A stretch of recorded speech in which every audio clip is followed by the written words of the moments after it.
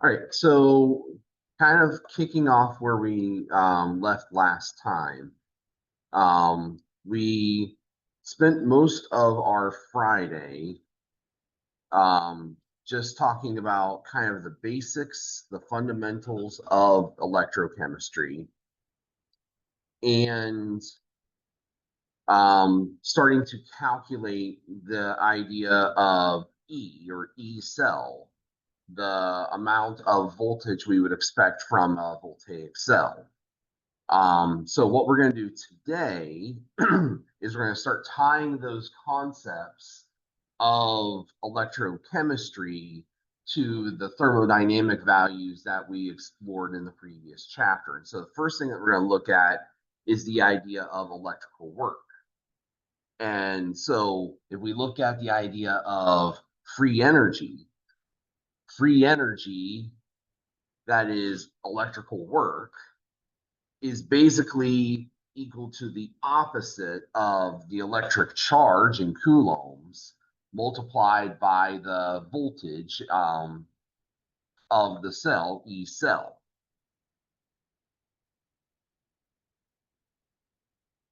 And so the reason that this works is our unit of volts, which is what E gives us, in terms of energy terms, the volt is just joules per coulomb. So if we multiply the number of joules, if we multiply the voltage by the number of coulombs, then we'll get joules energy. And since we're focusing on free energy here, this will also give us a clue into spontaneity. Now the question becomes, how do I get the value of coulombs? What do I need? How can I go about doing that? And this is where we can look at, well, we started to kind of explore this on Friday. We just didn't use the equation very much.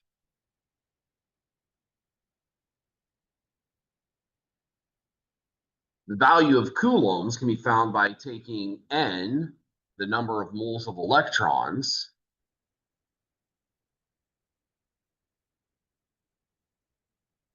multiplied by Faraday's constant,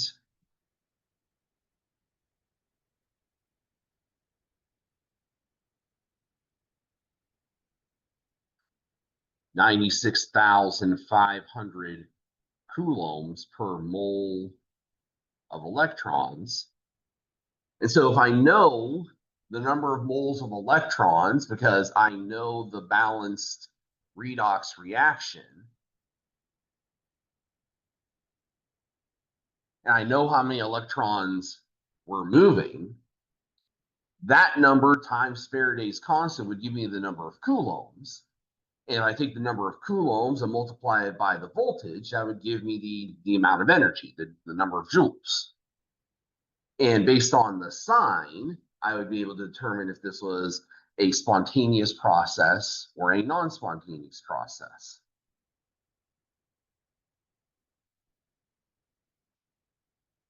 So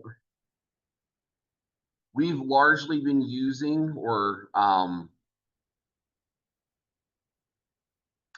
there is a more precise value of Faraday's constant out there, 96,485. We can use 96,500 just fine. For most of our calculations, 3 sig figs is about as far as we can go anyway. And so what this equation tells us is that if we are not at standard conditions, we can calculate the free energy regardless by just taking the E cell and multiplying it by negative N and F. But if we are at standard conditions, then we can use E naught, that standard value,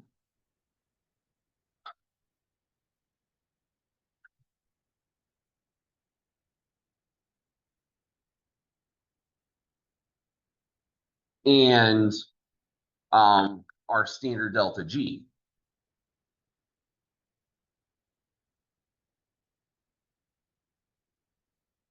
And so if we start putting all of this together, what we can see is that there are three values that we can use to describe energy, spontaneity, and direction for these electrochemical systems.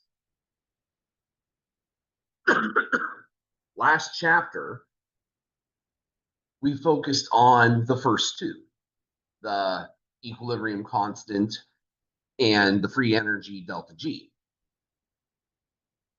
For an electrochemical system, we also have that value of the standard cell voltage. And so now we can start to rearrange all of these things, putting together the fact that they are interrelated and they do have common factors to them.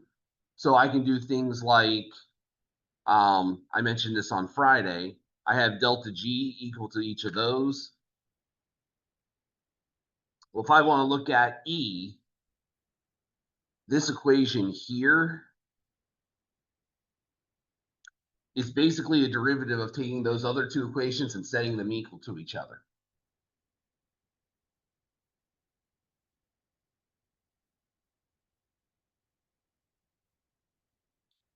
So delta G is equal to negative NFE. Delta G is also equal to negative RT natural log of K. Set them equal to each other, solve for E, and we get RT over NF times the natural log of K for E cell.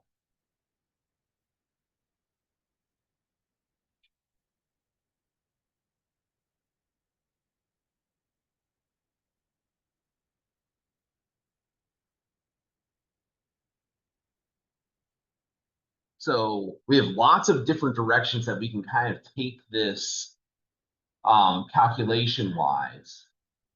So it really just becomes a matter of, well, what do we want to do? What can we do? What kinds of calculations make the most sense? So let's take a look at a question like this. We have a cell, we don't know what it is, but we know that it has a standard potential of 0.177 volts when we're at 298 Kelvin. The question is, what is the value of the equilibrium constant K if n was equal to 1 or if n is equal to 2? And so since our two values here that are of interest are the voltage and the constant, then the equation we would want to use here is that last one,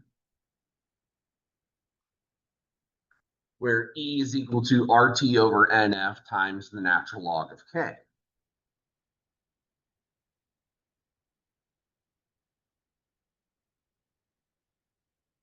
So we have 0.177 volts is equal to 8.314 joules per mole Kelvin times the temperature, 298 Kelvin, divided by, in this case, 1 mole of electrons for the first scenario here, and the Faraday constant, 96,500 coulombs per mole of electrons. And so we start cutting some things down here. What we're going to see is that our Kelvin cancel here, our moles of electrons cancel here.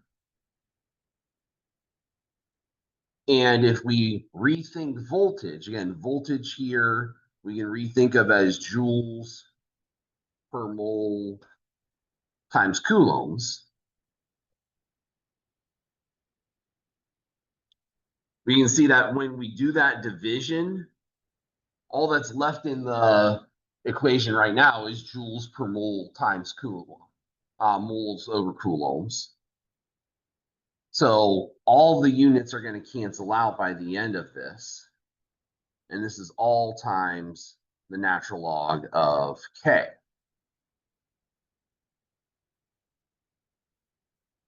So I start to do the adding and dividing here.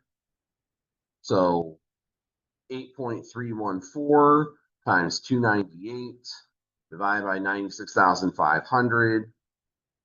We get 0.177 joules per mole Coulomb is equal to 0.257 joules per mole times coulombs multiplied by the natural log of K. I divide each side. Oops, that's 0.02.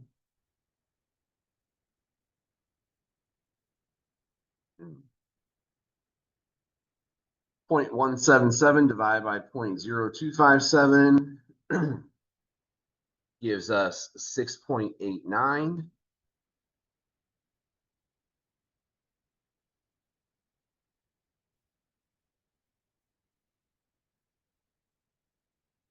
As the natural log of K, E to get rid of the natural log.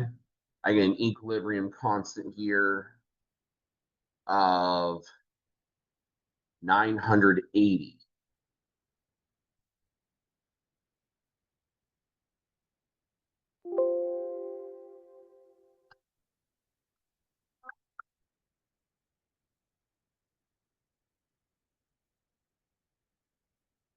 I'm furiously trying to put a decimal point in there and I'm running out of space. So we'll just make sure we understand that. Okay. So all of the pieces and parts here make sense. If I have this reaction, positive voltage, that would indicate that it is spontaneous. Spontaneous reactions have product favored K values. And so the fact that our equilibrium constant is greater than 1 indicates that it is product favored. So the data, the calculations, they're all telling us the same story. This is a spontaneous process. It is product favored. Now, what if we were dealing with n equals 2? So I'll do that one in a different color here. It'd be the same calculation, 0.177 joules over moles times coulombs, and pretty much everything would be the same.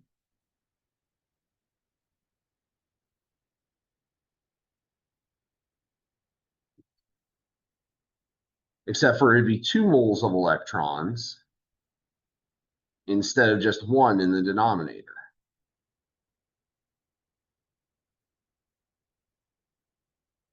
And we'd still multiply this by the natural log of K. So when I did that calculation, 8.314 times 298 divided by 2 divided by 96,500. This time 0.177 volts is equal to 0.0128 joules per mole Coulomb times the natural log of K. I do the division.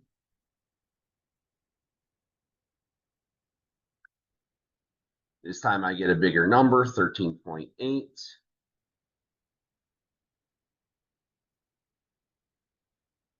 I take E of both sides. And now I get a K value 1.01 times 10 to the 6th.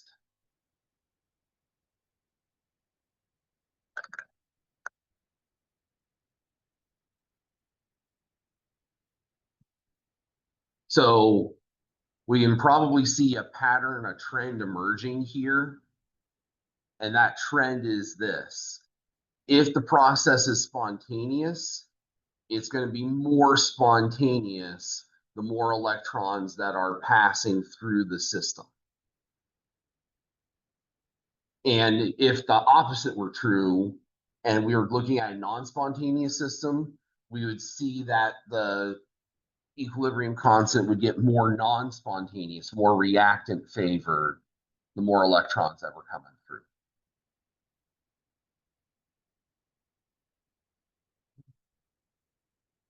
All right. Any questions with the calculation here?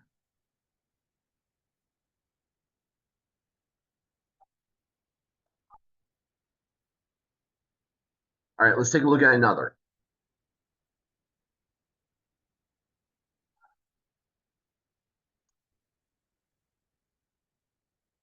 Button batteries. Not as many electric watches going around nowadays. Almost all of them are smart watches, but when you grow up and have children and they buy toy watches, they will still have button batteries in them, as will a lot of their toys. Button batteries are made up of zinc silver batteries, basically. Zinc on the anode, excuse me, silver oxide as the cathode. Now, the reaction that takes place is the silver oxide turns into silver metal at the cathode. The zinc turns to zinc hydroxide at the anode. So the first question is, what is the net ionic equation for the reaction? And then the second question is, what are the values of E naught and delta G naught? So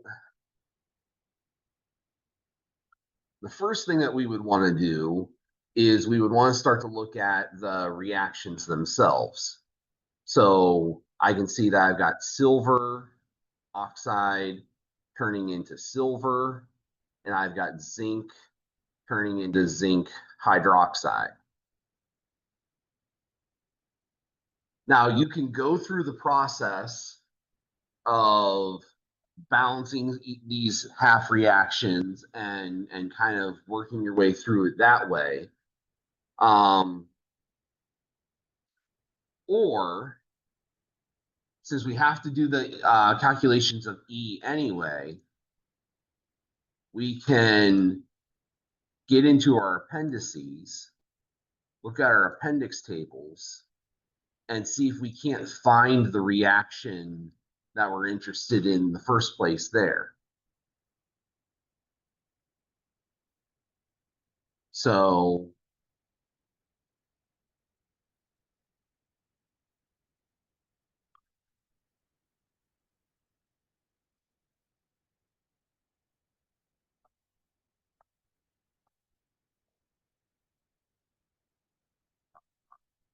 we'll look for the silver first.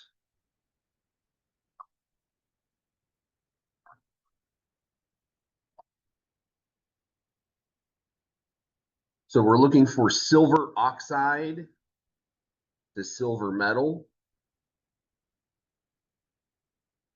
And we know that this is a cathode reaction, and we know that it's taking place in base because we're told that the whole thing is in a concentrated solution of potassium hydroxide. So the half reaction that we're looking for is this one right here.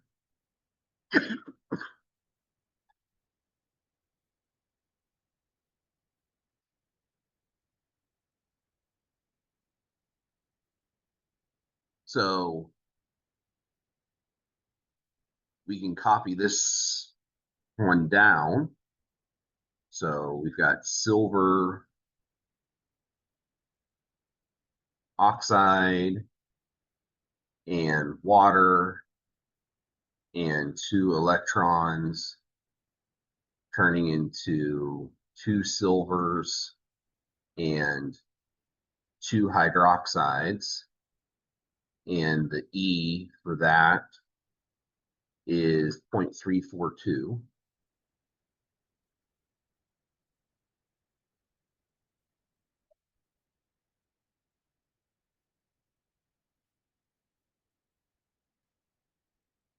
And then the next thing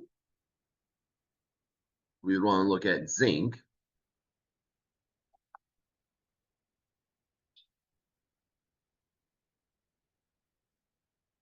And we've got the zinc hydroxide. So zinc to zinc hydroxide. Well, the reduction would be the opposite, zinc hydroxide to zinc. So the reaction as written would be this one.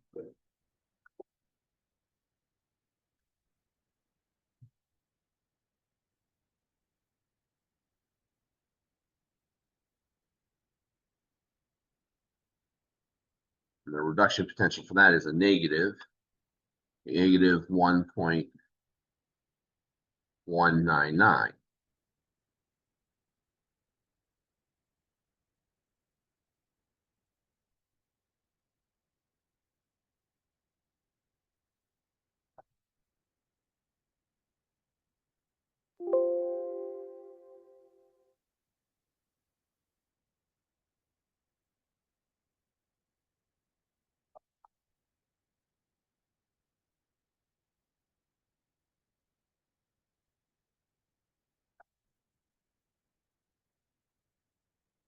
So if I take these values with me over here,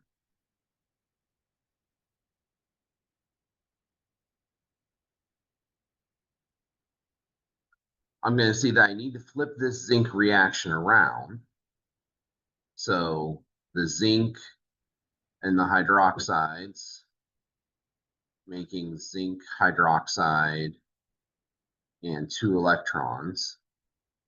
The potential for this one now as an oxidation, positive 1.199 volts. And for the silver oxide and water and electrons making silver and hydroxide, the reduction potential of that is still positive 0.342 volts. I add those together and my electrons cancel out, my hydroxides cancel out. My net reaction is zinc reacting with the silver oxide and water to make zinc hydroxide and 2 silvers. And the cell potential for that would be the sum of these two, 1.199 plus 0.342, 1.541 volts.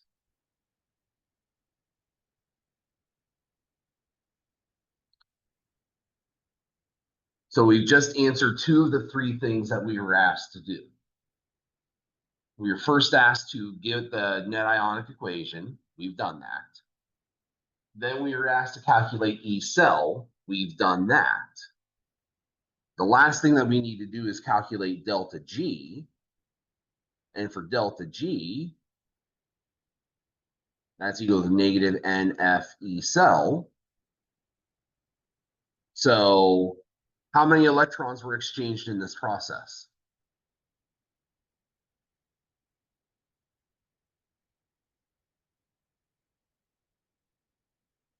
Yeah, it's just 2.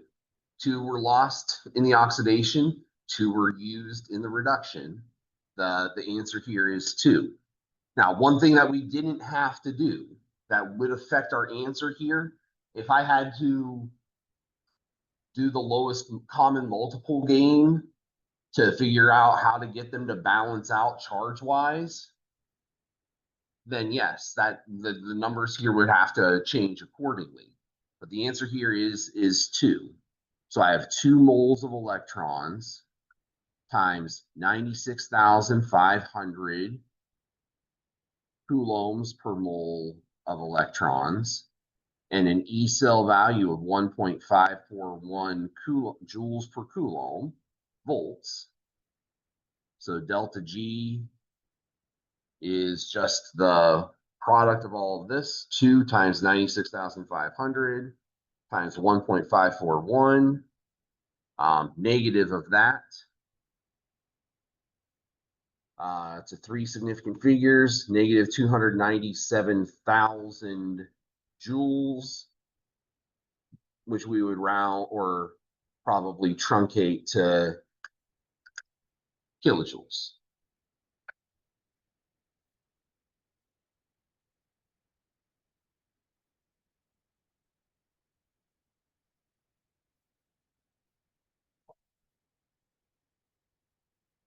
So that watch battery, button battery, was probably sold as being 1.5 volts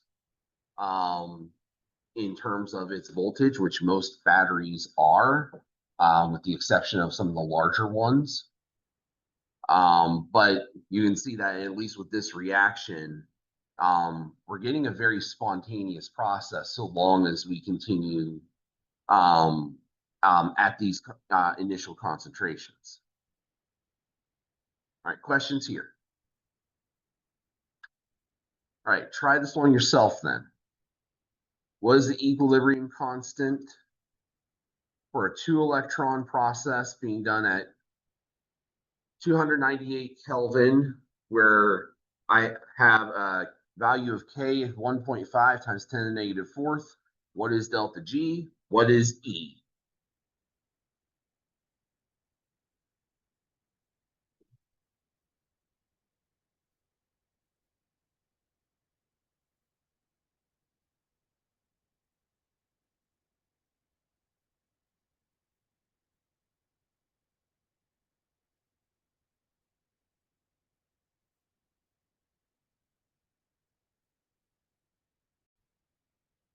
All right, so there are lots of ways to approach this because we have multiple equations to get at the same material. So what I would do, I would follow the order here and solve for delta G first.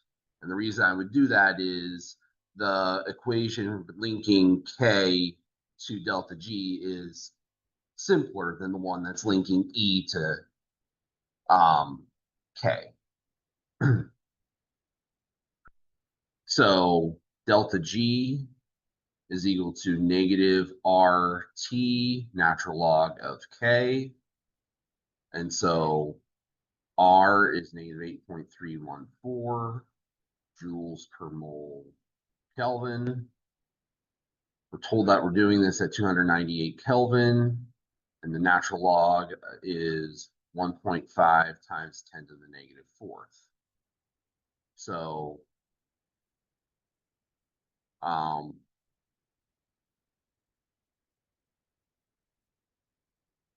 Kelvin cancels. The surviving unit is joules per mole, which is what we want for delta G. So we just need to plug this in. Negative 8.314 multiplied by 298 multiplied by the natural log of 1.5 times 10 to the negative fourth. And to 3 significant figures, I guess 2, we get 22,000 joules or 22 kilojoules. Now, the question we ask is, does this value make sense given that what we already know? And the answer to that should be yes. The equilibrium constant K is less than 1. K value less than 1 tells us that we are dealing with a reactant-favored process. Reactant-favored processes are not spontaneous in the forward direction. They're spontaneous in the reverse direction. So thus far, the data are lining up. Now, by this same logic, we should be expecting to see for E cell a negative value for the same reason. Our K value is less than 1, reactant favored. And so this is going to tell us that our cell is reactant favored, which means it's not going to push electrons. It's going to push them in the opposite direction. So again, you have two ways of going about the calculation of delta G, or of E. The easier of the two, at least in my estimation, is to do this one here. Delta G is equal to negative NFE. We already have delta G, 22,000 joules. It's a 2-electron process, so N is 2.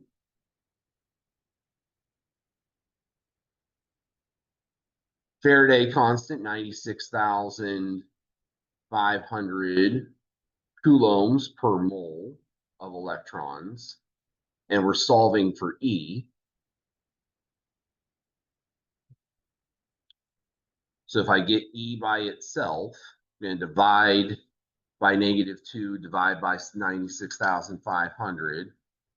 22,000 divided by -2, divide by 96,500. To two significant figures again, -0.11 volts. Because again, at the end of this, the moles of electrons will cancel. And so I will get joules per coulomb. Joules per coulomb is volts.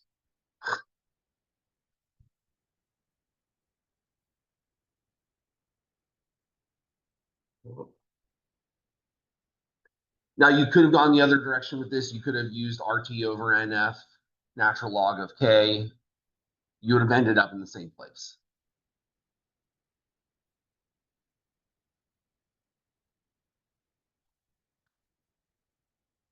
All right, any questions with this example problem?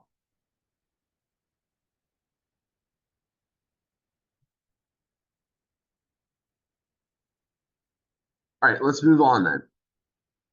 So what we want to talk about with our remaining time in this first set is a couple of things. One of them is we want to take another kind of look at the activity series. So if you remember back to Chem 105, we made mention of the activity series as a means for determining whether a single replacement reaction would occur. And that was partially true. But we said that in a lot of ways without context. The context for the activity series isn't that it's this mystical value system where some metals are just deemed more active than others. What it really comes down to is reduction or oxidation in the case of metals. What we're looking for in the activity series is we are looking for metals that are going to be oxidized by acid, by hydrogen in particular. And what the reduction potentials do is they give us a definitive ranking system that allows us to see how each metal stacks against the other metals. Now, based on what we already know about reduction potentials, we know that the more positive the reduction potential is, the more likely that substance is to be reduced, which makes it great for oxidizing, but terrible as a reducer. It means also that its metal is going to be far less likely to be oxidized.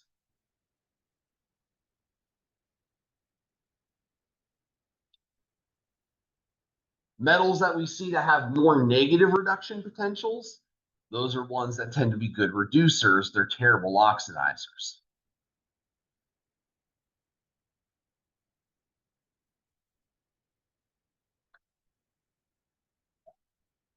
And so this is what we ultimately can use to build an activity series and to start ranking not just metals against each other, but other substances against each other as well.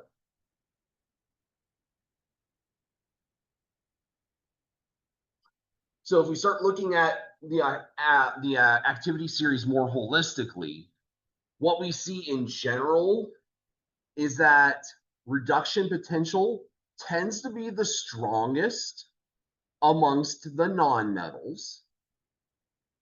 So your halogens like fluorine and chlorine, those have the most reducing power. They tend to like to be the reduced the most, tend to be really good oxidizers. But we also see that in here amongst them are some of those metals that we consider inert. Things like gold. Gold would rather be reduced than oxidized. So in gold solutions, we're going to see a tendency for that solution to drive itself toward the formation of gold metal rather than staying in solution. And you read a little bit about that in the article today. Silver, similar. Silver would rather stay as metallic elemental solid silver than dissolve in water, than to stay in solution. Copper would rather be metallic elemental copper compared to others. But on the flip side of that, we start to see other things that are a lot better at being oxidized.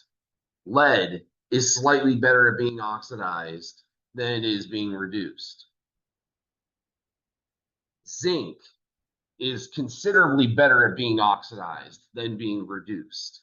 And when we start getting into the main group elements, aluminum, potassium, lithium, we see much, much higher potentials for oxidation, which makes them really good reducing agents.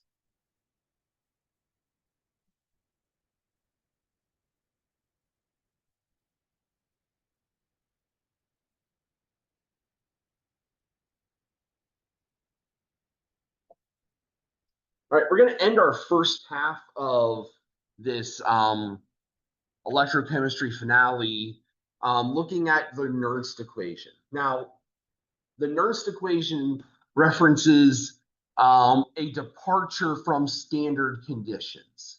So thus far, all that we've done is dealt with solutions and cells where everything was at standard conditions. We were always at 298 Kelvin. We were always dealing with 1 molar solutions, 1 atmosphere of pressure. Well, what if we aren't at those conditions? When does it make a difference that we're not at those conditions? That's what the Nernst equation ultimately answers. What the Nernst equation does is it riffs on this idea that we could calculate Gibbs free energy at non-standard conditions as well. That's what this second equation here was all about.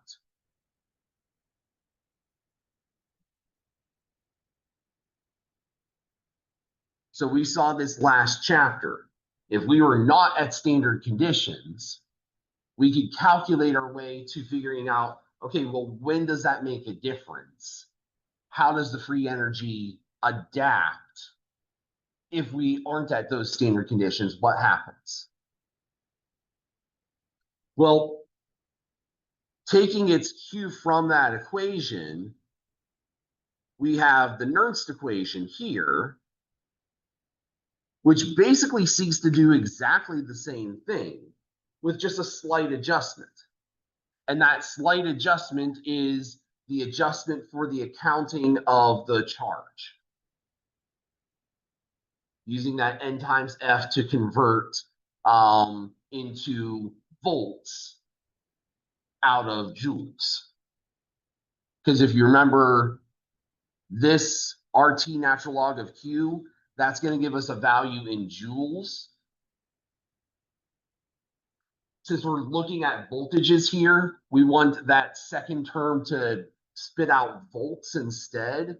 So we need to divide by coulombs. So joules divided by coulombs gives us volts. And now we have volts on either side of that subtraction so that they cancel each other. We're subtracting by the same values.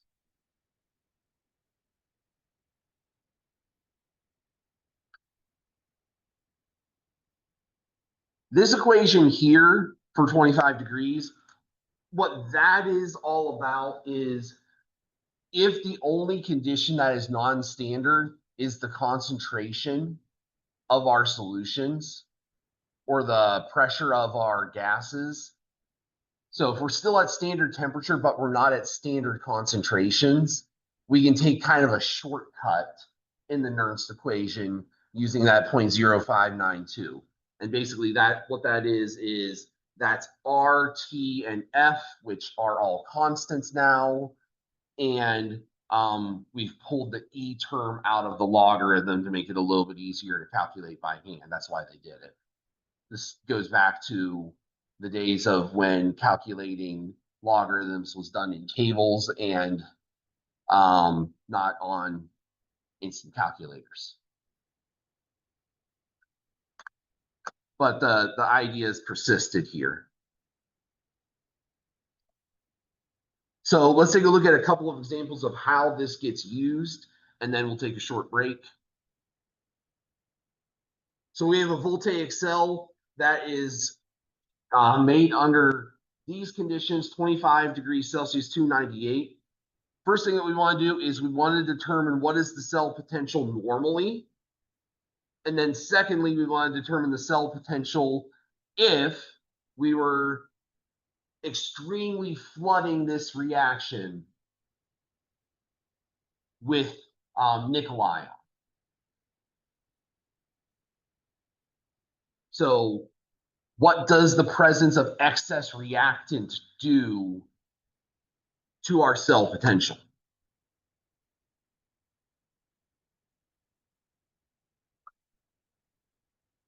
So first thing that we have to do is we have to determine the cell potential under normal conditions. For this, we're going to need to go back to the appendices. We're already here at zinc. So let's just grab zincs real quick, set negative 7.761.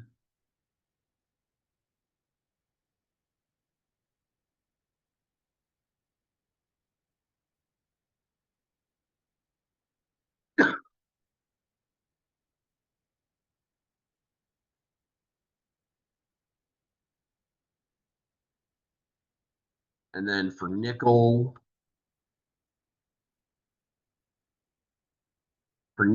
it's negative 0.251.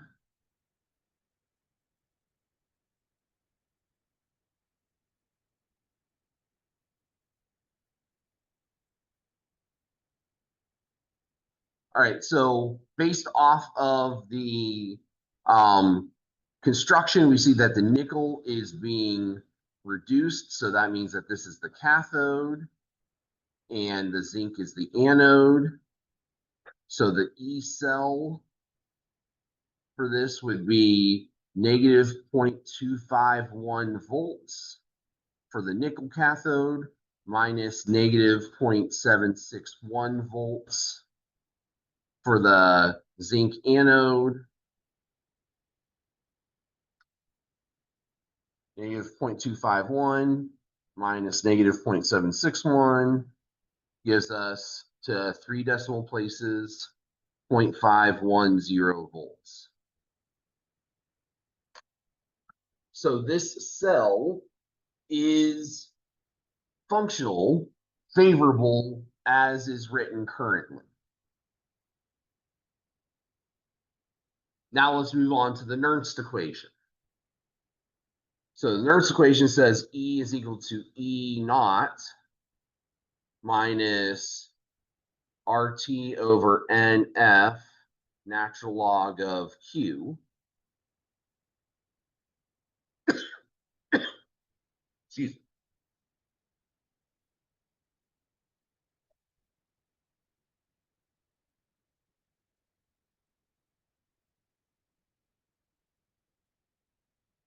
Just for our own sanity's sake, how would I calculate Q for this reaction?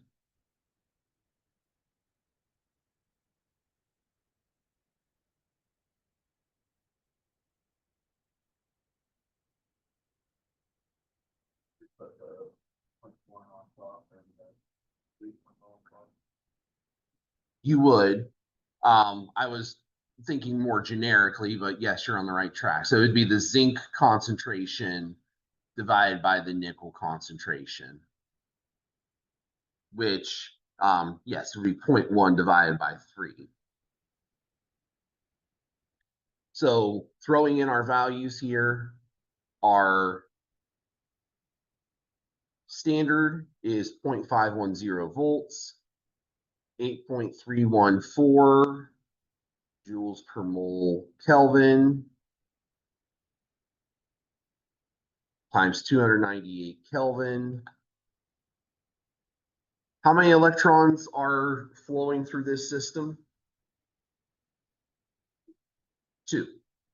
We've got zinc losing 2 electrons. We've got nickel gaining 2 electrons. It's a 2-electron process.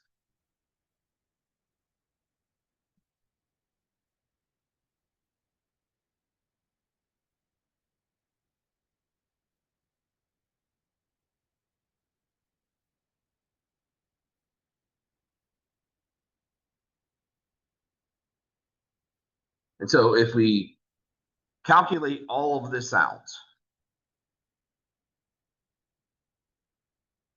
8.314 times 298 divided by 2 divided by 96,500 multiplied by the natural log of 0.1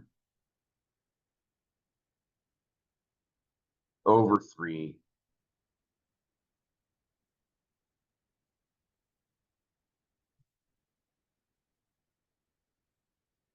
What we get is that our 0.510 volts is being influenced by an additional 0.044 volts. So this cell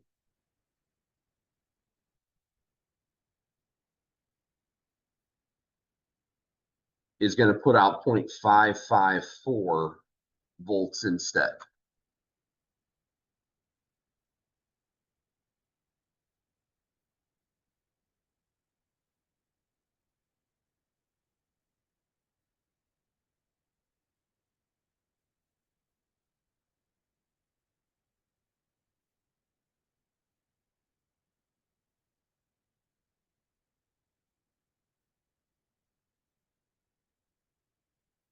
Now, this should make sense to us, right?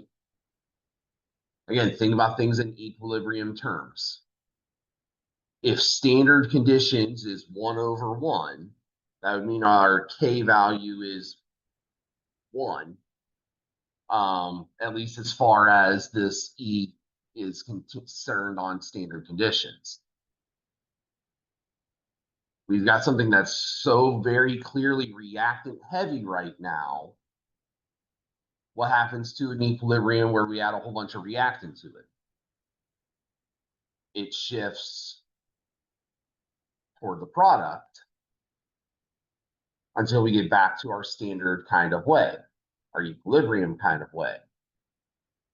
So what we see is that so long as we have this imbalance of reactant versus product, we're going to see higher voltage traveling through that system until we get back to that point that resembles more like standard conditions.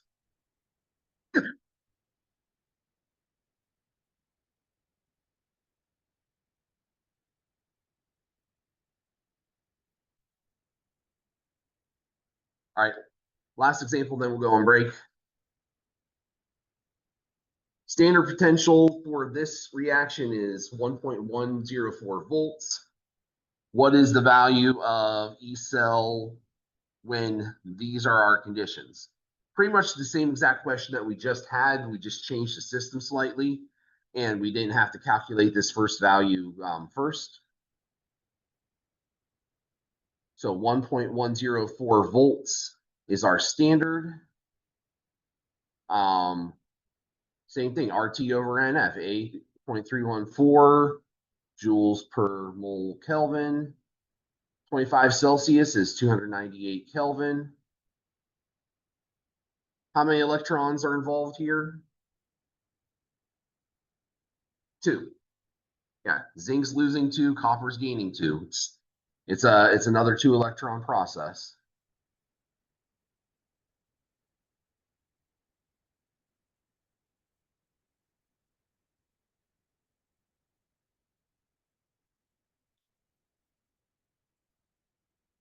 This time Q is equal to the concentration of the zinc divided by the concentration of the copper. So the concentration of the zinc is 1.90. Concentration of the copper is 0.100.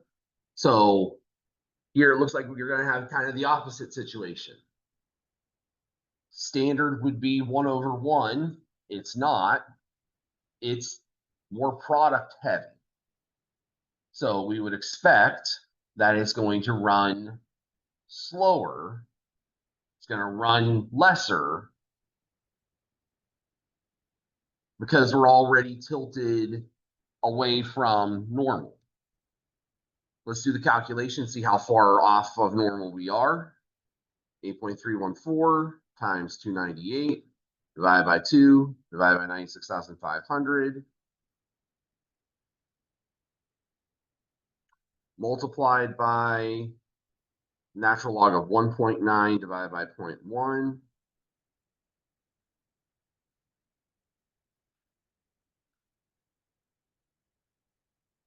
So our correction factor here to three significant figures, 0.0378 volts, which means that our adjusted voltage, the 3 decimal places, 1.066 volts.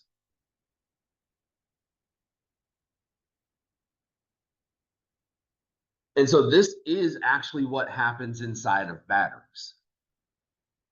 As the reaction proceeds, we're going to notice that it's going to increase in the concentration of our products and decrease in the concentration of our reactants.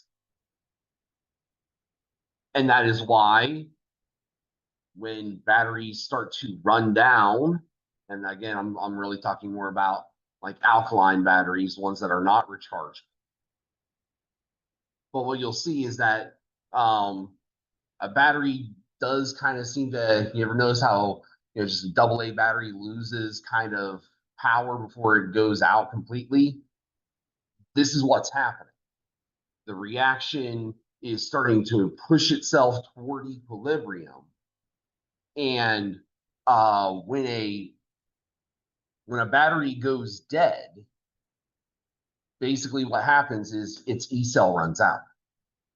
It no longer has any voltage and it has reached equilibrium fully.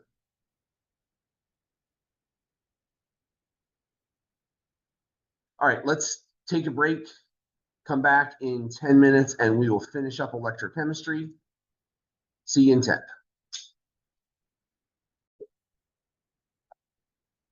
All right, one last thing that we're going to put in here is with concentration cells, this is basically the Nernst equation applied kind of to the ultimate extreme. what if we had, as the cathode and the anode, the same reaction? So that's basically what's going on with a concentration cell. All that's happening is we know that under standard conditions, this would yield no voltage whatsoever, because after all, the cathode and the anode are identical. So there'd be no net movement of electrons.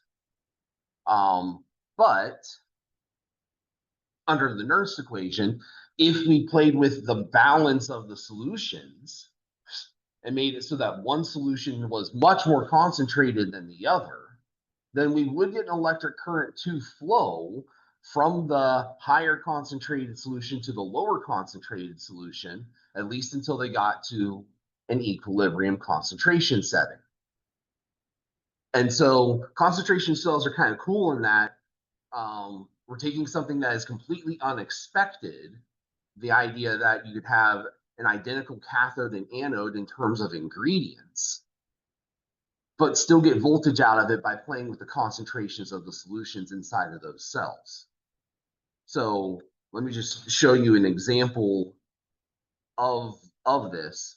So here I have a voltaic cell with 2 hydrogen electrodes. And one of those electrodes is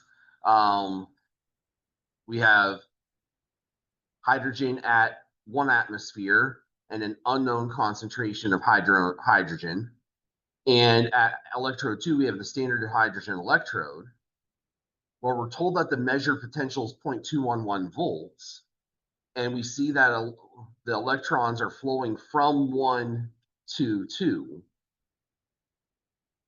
So what is the pH of the solution at electrode 1? So the way to handle these is we have to be very distinctive with our labeling so that we do not get things confused. So we know that the reaction is going to look like this.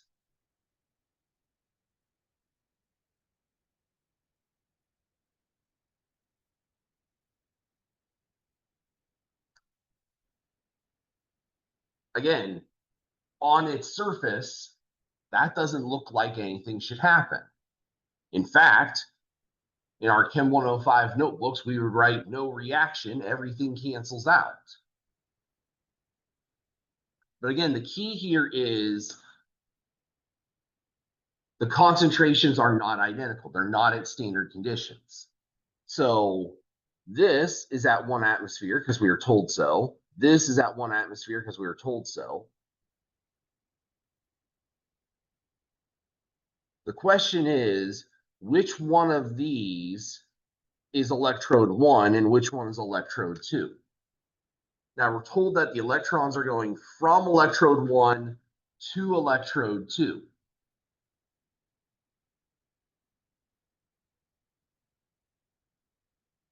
So which one of the hydrogen ions would have to be the reactant then?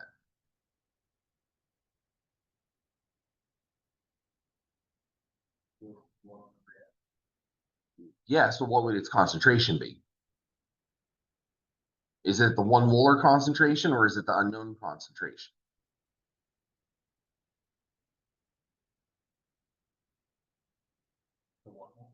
Yeah. The reason we know it's the 1 molar concentration as the reactant is if the electrons are flowing to that cell, then there has to be something there to accept those electrons, which means it has to be the hydrogen ions in that cathode. So this is our unknown molarity. And so setting up the Nernst equation, 0.211 volts was our measured voltage. We had no voltage initially.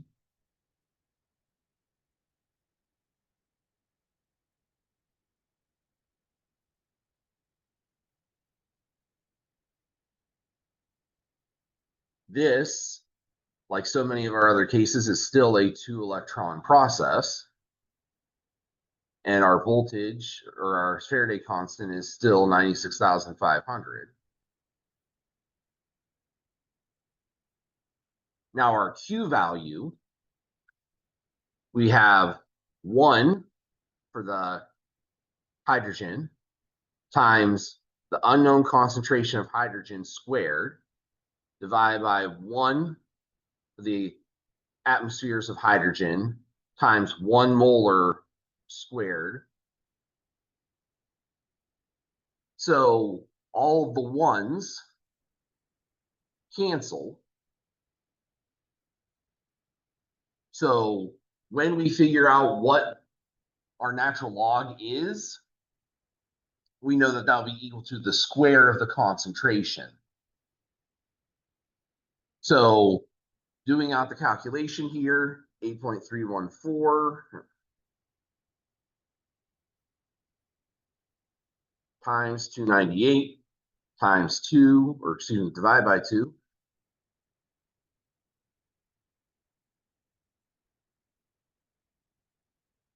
Divided by 96,500. This is 0.01.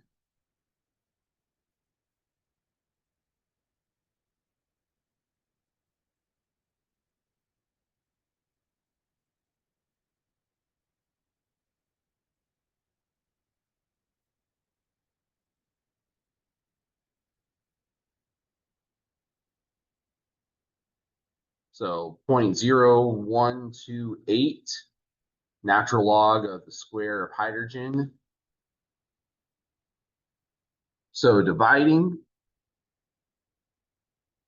0.211 divided by negative 0.0128. So negative 16.48 is equal to the natural log of the square of the concentration. E, we get 6.93 times 10 to the negative 8th is equal to the concentration of hydrogen squared. Square root of that, 2.63 times 10 to the negative 4th molar as the concentration of hydrogen, which if we take the pH of that, negative log 2.63 times 10 to the negative 4th,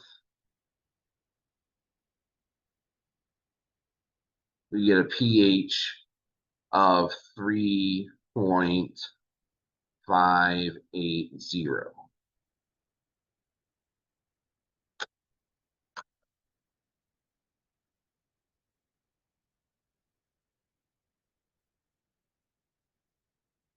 Again, this makes sense. Think about things in terms of what we've talked about with Le Chatelier's principle.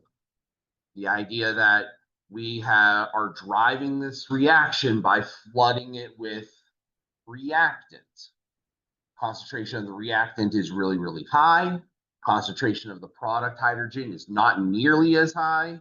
The reaction is going to flow toward the product and create voltage until we hit an equilibrium spot where the two concentrations are even again. That's what happens. All right, any questions with this?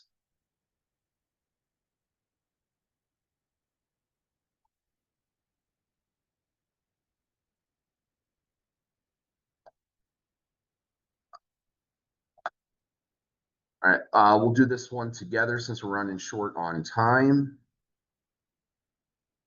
We have a silver concentration cell made by placing 1 molar silver solution in cell 1, unknown solution on silver in cell 2.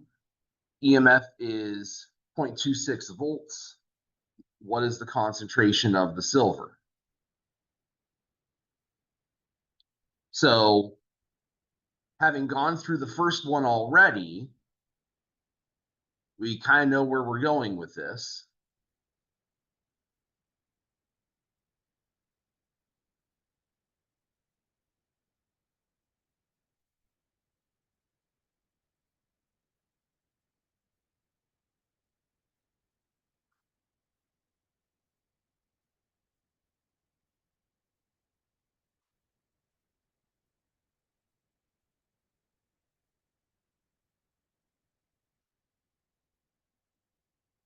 The voltage has to be 0.26.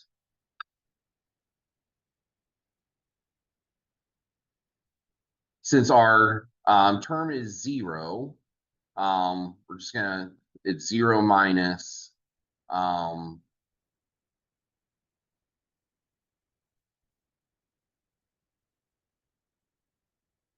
this is a 1 electron process.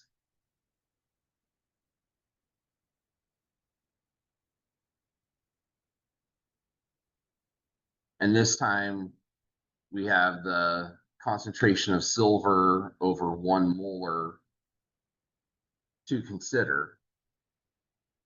So 8.314 times 298 divided by 96,500, negative 0.0257.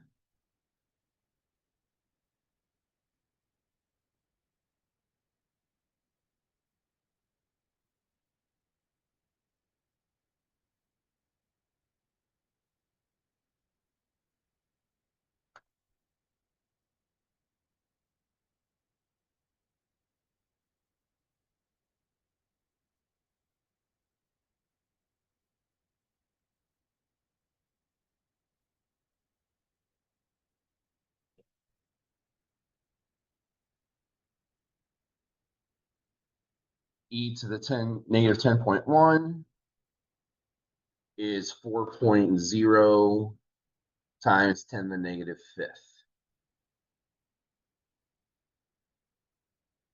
molar.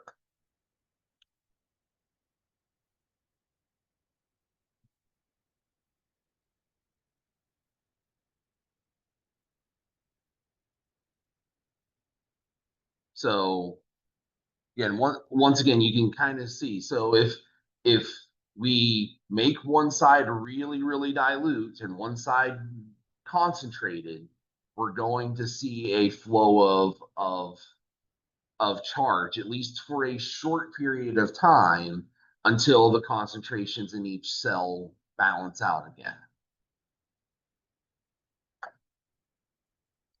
All right, any questions with that?